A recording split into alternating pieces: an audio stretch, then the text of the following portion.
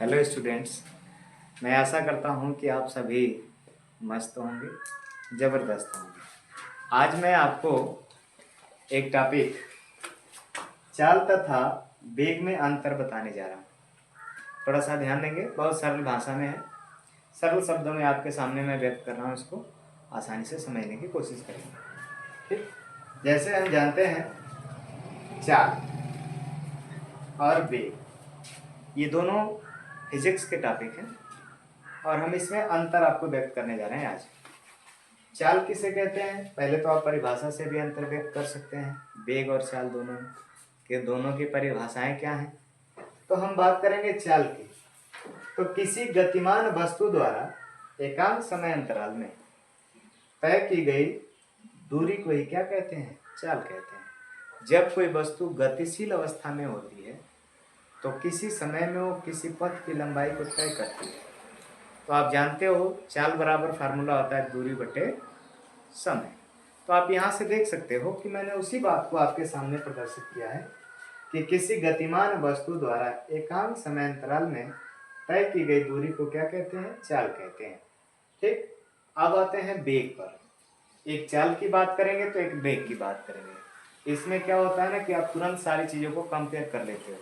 अगर एक ही बार चाल की पूरी बात कर दें और एक ही बार वेग की बात कर दें तो कंपैरिजन वाली बात यहाँ नहीं हो पाएगी, दिक्कत हो जाएगी। तो वेग की बात करते हैं।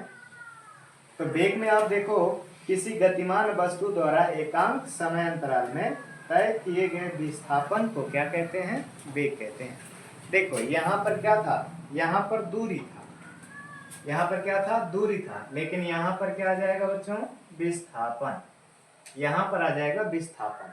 थोड़ा सा यही पॉइंट मेन है इसमें चाल और वेग में अंतर करने का, कि यहाँ पर जो है हमारा विस्थापन दिखेगा लेकिन यहाँ पर क्या दिखेगा, दूरी।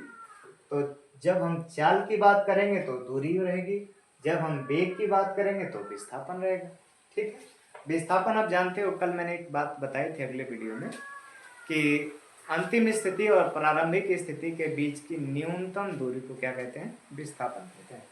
तो ये विस्थापन वही है। तो हम बात करेंगे कि किसी गतिमान वस्तु द्वारा एकांक समय अंतराल में या एकांक समय में तय किए गए विस्थापन को क्या कहते हैं, वेग कहते हैं। ये पहला अंतर हो गया दोनों में। दूसरे अंतर की हम बात करेंगे तो चाल एक अदिश राशि है। जो चाल होता है वो अदिश राशि होता है। क्यों होता है, क्योंकि चाल को व्यक्त करने के लिए केवल परिमाण की आवश्यकता होती है, उसमें दिशा की कोई जरूरत नहीं होती। परंतु इसी के विपरीत देखेंगे तो जो वेग है वो एक सदिश राशि होता है। सदिश राशि में हमेशा दिशा और परिमाण दोनों की आवश्यकता होती है। तो इस बात को आप ध्यान देंगे कि जो चाल है उसमें केवल परिमाण की आवश्यकता होती है और जो वेग है उसमें दिशा और परिमाण दोनों की। परिमाण का अर्थ हमने आपको कल भी बताया था, आज मैं फिर एक शॉर्ट वीडियो में शॉर्ट रूप में बता देता हूँ। जैसे आप देखेंगे कि जो इसका मात्रक होता है 5 मीटर प्रति सेकेंड। तो ये जो हमारा 5 मीटर प्रति सेकेंड है ये परिमाण हो गया। ये क्या हो गया, परिमाण, परिमाण। लेकिन अगर इसी के साथ कोई दिशा लग जाए, दिशा तो आप जानते ही होंगे, ऐसे नॉर्मली 4 दिशाएं, पूर्व पश्चिम उत्तर दक्षिण। तो उसमें अगर उसके साथ कोई दिशा लग जाए तो दिशा जब उसके साथ लग जाएगी और परिमाण भी होगा तो सदिश हो जाएगा।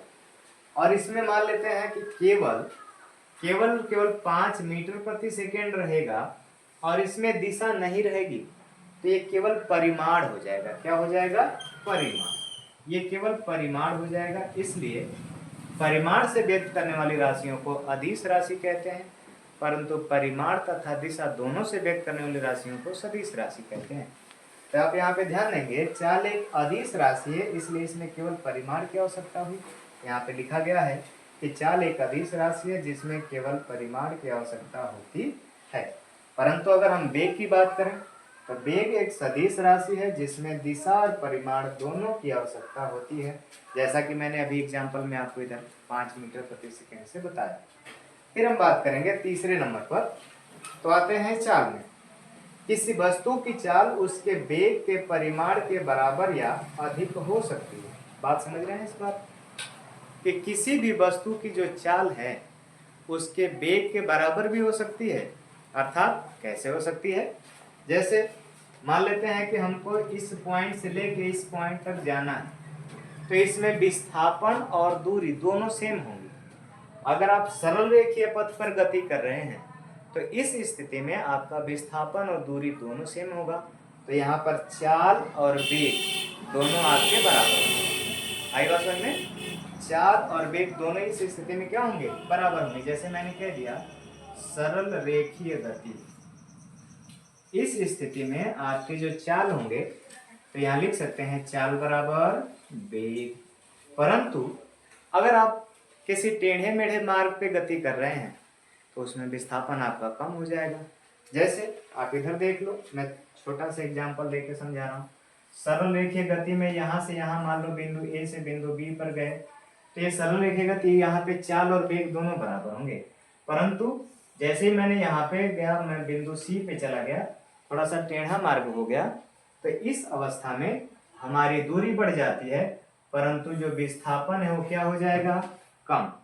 तो यहाँ पे विस्थापन कम हो जाएगा दूरी से, इसलिए यहाँ पे वेग कम हो जाएगा चाल से।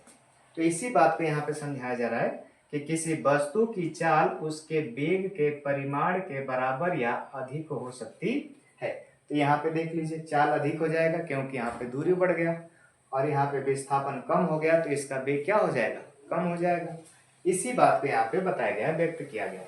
परंतु अगर हम वेग की बात करें तो किसी भी वस्तु का वेग उसके चाल से अधिक नहीं हो सकता।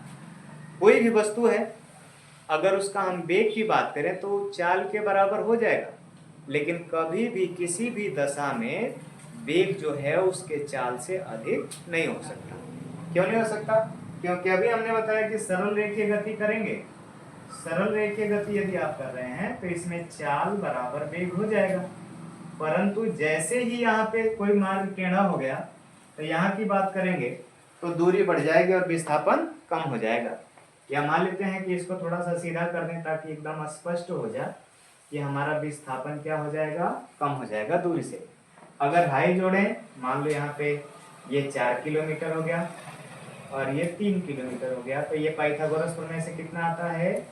5 किलोमीटर। अगर ये समकोण है तो बताइए 4 और 3 7 हो जाएगा।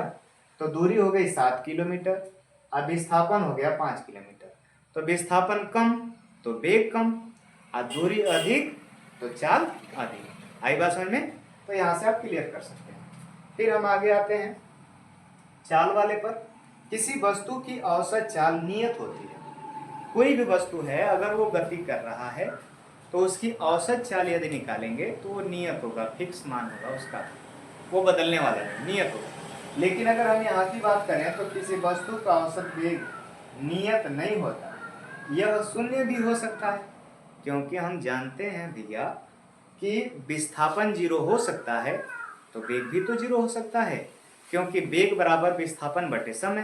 तो 0 में किसी संख्या से भाग देंगे। देखिए एग्जाम्पल में हम वेग बराबर जानते हैं, सूत्र होता है विस्थापन बटे समय।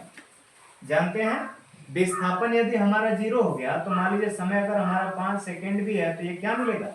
0 ही मिलेगा, वो तो फिक्स है। इसीलिए कहा गया है कि किसी वस्तु का जो औसत वेग है वो नियत नहीं हो सकता, वो 0 भी हो सकता है, वो परिवर्तनशील रहता है, बदल सकता है। इसलिए इस बात को बताया गया कि किसी वस्तु का औसत वेग नियत नहीं होता है या शून्य भी हो सकता है। परंतु किसी भी वस्तु की जो चाल है या औसत चाल कह दो, ये कभी 0 नहीं हो सकती, क्योंकि 0 हो जाएगी तो फिर दूरी गड़बड़ा जाएगी। यहाँ पे आते हैं आगे, फिर से हम चाल पे आते हैं। तो जो चाल की स्थिति है वो सदैव किस में ली जाती है? धनात्मक, पॉजिटिव में ली जाती है। चाल हमेशा धनात्मक होती है। परंतु अगर हम वेग की बात करें तो ध्यान से समझेंगे, वेग का मान धनात्मक भी हो सकता है, ऋणात्मक भी हो सकता है, शून्य भी हो सकता है। क्यों हो सकता है? वो इसलिए हो सकता है क्योंकि जो विस्थापन हमारा यहाँ पे है, ये विस्थापन भैया बदलते रहते हैं। ये पलटू चाचा जमाना है, ये पलटू चाचा वाली स्थिति है। ये विस्थापन बदलते रहते हैं, कभी भी पलट जाएंगे। तो थोड़ा ध्यान से, विस्थापन अगर आप यहाँ पे देख रहे होंगे तो विस्थापन बदलते रहते हैं, इसलिए ये जो है धनात्मक, ऋणात्मक, शून्य सब कुछ हो सकते हैं। ठीक है, डेट्स ऑल।